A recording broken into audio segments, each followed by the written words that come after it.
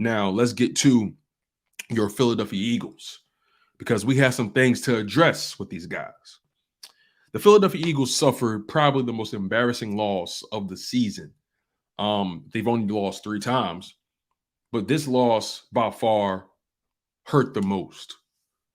And I feel that way because I never saw the coaching staff so unprepared. I never saw the team look so disjointed, and particularly on offense, right? Now, starting off, the defense didn't start off too well. They allowed a couple, long drives. They allowed a couple double-digit play drives. They kind of start off a little slow, but ultimately, the defense only gave up 13 points. The offense gave up the other 7. The score was 20-10. Philadelphia Eagles losing 20-10. Saints up, and the Eagles had a chance to win the game. They had a chance to win the game. They were only down 13-10 with plenty of time left. They had no reason to rush anything. But in our own territory, Gardner Minshew throws a pick 6 on a slant route that A.J. Brown should have worked a little harder to try to complete, right? I know some people feel like A.J. Brown shouldn't have threw Gardner Minshew under the bus because he's just as culpable for the pick 6. Some people feel Gardner Minshew should have been more astute and paid attention to his wide receiver when he gave him the heads up that, they pressing. We can't run this play, right? Some people feel so many different ways about it. But this game, the way it looked, if you really watch it back, this game was kind of over before it began, really. And I put it on the offensive coaching staff. I put it on Nick Sirianni. I put it on Shane Steichen, Kevin Patullo. I put it on those guys because at the end of the day, you have a backup quarterback playing right now. While Jalen Hurts is nursing that shoulder injury, you have a backup quarterback in, and you have a responsibility to put him in the best positions as possible. So when you don't do that, you tend to expose his flaws. You tend to compromise his situation. I was watching Baldy's breakdown, and he was livid. He was livid. He didn't understand the game plan. Neither did I. He didn't understand what the Eagles were trying to accomplish with their opening drives. You open the game throwing the ball 3 straight times. You get your quarterback hit 4 times in the first 2 drives, I think. In the first 2 or 3 drives, you got your quarterback mangled. So all of a sudden, now he's starting to see ghosts. His confidence is shattered. He's seeing things that aren't really there. He's reacting to the wind. I saw that first drive, and I was like, I don't think this game is ours. So I'm with you, Jinx Wolf. When I saw that first drive, I thought to myself, I don't think this is going to be the game. And it's sad because the New Orleans Saints didn't do anything special to win that game. Every time we lose a game, it's because of 2 things. We don't understand the value of time of possession. And on top of that, we turn the ball over in the most inopportune times. That's been the narrative. Dominate time of possession in Philadelphia, force a couple turnovers, force some key turnovers, and you can beat them. That's been the blueprint, right? In the Washington game, in the Dallas game, in the Saints game.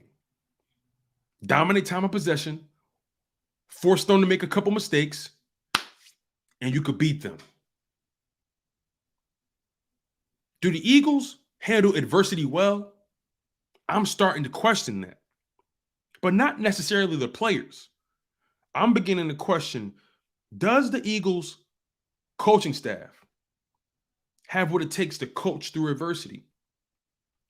Do the Eagles have big problems brewing with their coaching staff and their inability to coach through adversity?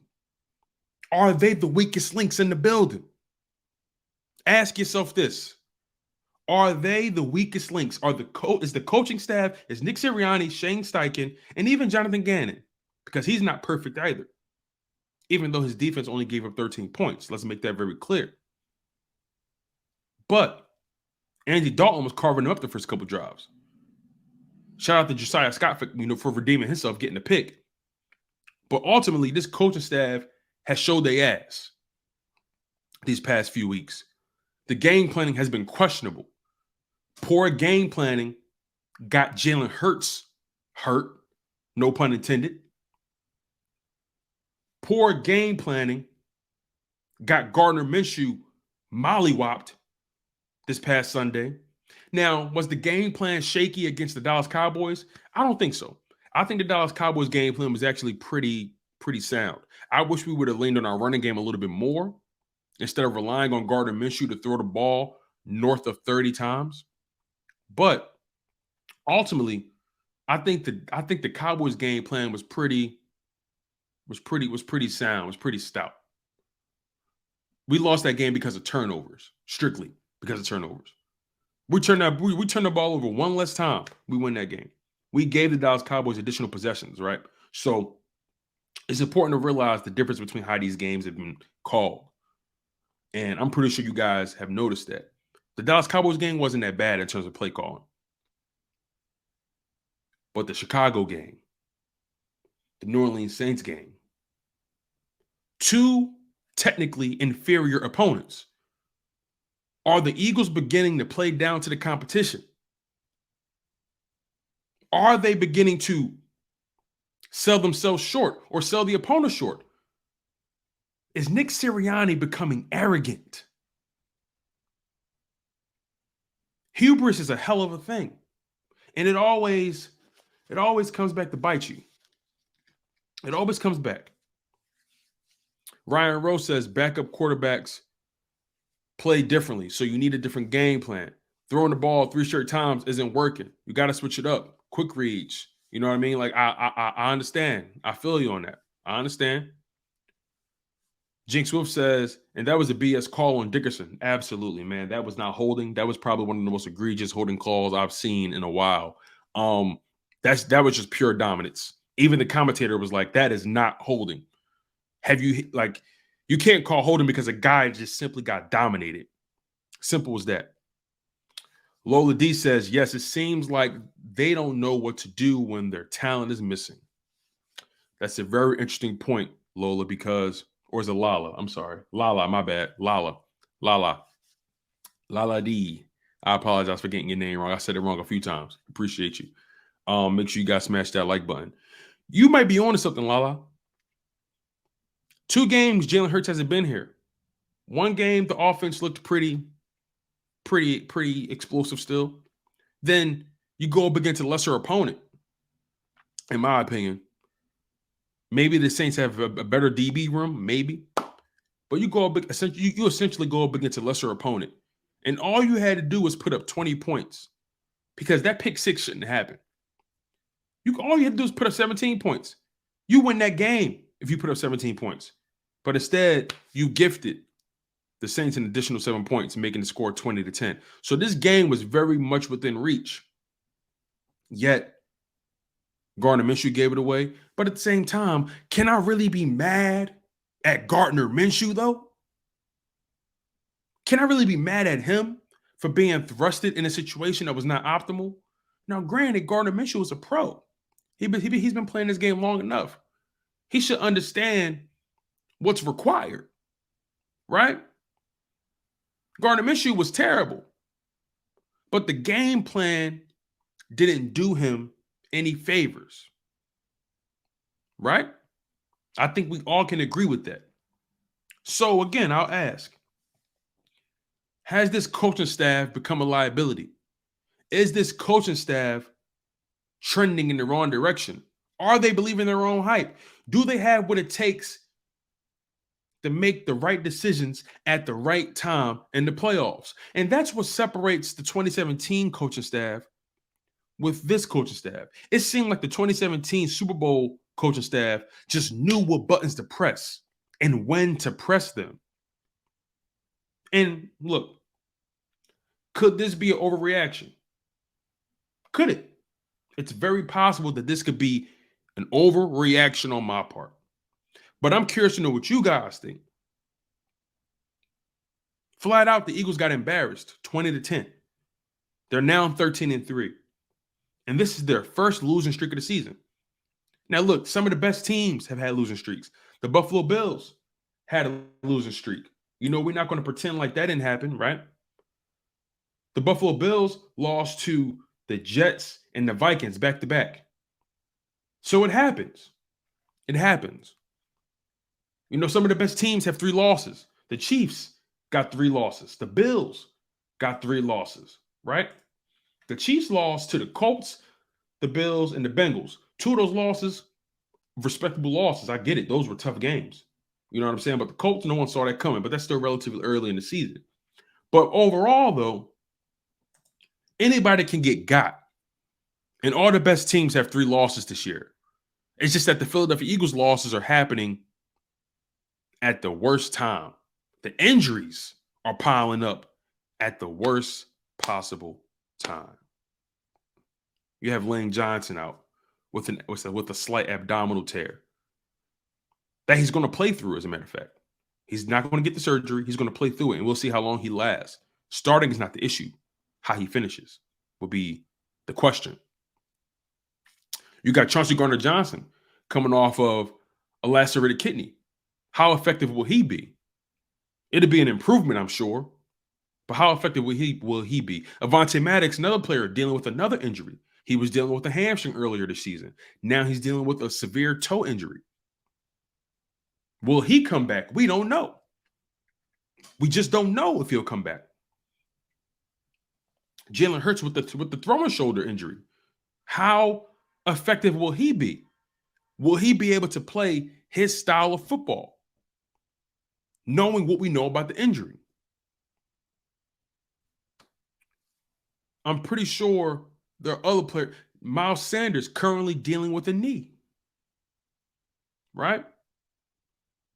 So there are some things that needs to be addressed with this Philadelphia Eagles team. And it sucks that it's happening right before the playoffs. But let me just give you a little bit of reassurance here. Let me give you a little bit of confidence so you guys don't feel like we're totally ass out. They're still in control of their destiny. The Philadelphia Eagles are still very much in control of their destiny because all they have to do is win, and they got the number 1 seed. And the New York Giants, they've already locked up the 6th seed. They're not moving anywhere. No matter what happens, they're locked into the 6th seed. So the Giants essentially have nothing to play for this upcoming Sunday at 4:25 p.m. Eastern time. They have nothing really to play for, but will they play some of their starters? Probably, to keep them fresh, keep them warm, I guess you'll say. But that should be a game the Philadelphia Eagles win. It's a must-win game, especially if you want that number 1 seed, which will give you the first round bye. And as the season progresses, as the weeks pass, that first round bye is becoming more and more valuable for the Philadelphia Eagles because they've sustained some key injuries in key spots, and they can use all the rest that they can get. Like I said, there is a silver lining here. The Eagles are still in control of their own destiny. And on top of that, I know I've mentioned that they're potentially going into the playoffs on the wrong foot. They're potentially entering the playoffs not playing their best football. But the 2017 Super Bowl team, I brought them up earlier. When Carson Wentz went down, Nick Foles came into play. Things didn't seem so smooth then either. Nick Foles didn't play his best football going into the playoffs. Even that Atlanta Falcons matchup wasn't his best game. He picked it up in the second half, and I think that's when the coaching staff, Doug Peterson and those guys, figured it out. Frank Reich and those guys figured it out. The RPO. We got to get Nick Foles popping with this RPO. That's what we got to do, right? So, again, the 2017 Super Bowl team did not enter the playoffs with the most momentum. They didn't come in guns blazing, but they managed to win their matchups when it mattered most. They managed to, and also some luck swung, some things swung their way, of course. We all remember the Torrey Holt catch the ball bouncing off of Keanu Neal's knee, and Torrey Holt catching the ball, putting the Eagles in field goal position. We all remember that. So, again, there is a silver lining. Although the Philadelphia Eagles from 2017 that won the Super Bowl, although they didn't enter the playoffs with the greatest start or with any momentum, really, they still managed to dominate their matchups when it mattered most. And at the end of the day, it's all about going 1-0 each week. Whatever happened last week, you got to leave it there. You can't carry it. That's the beautiful thing about football. That's the beautiful thing about the NFL. You have an opportunity to rewrite your story every single week.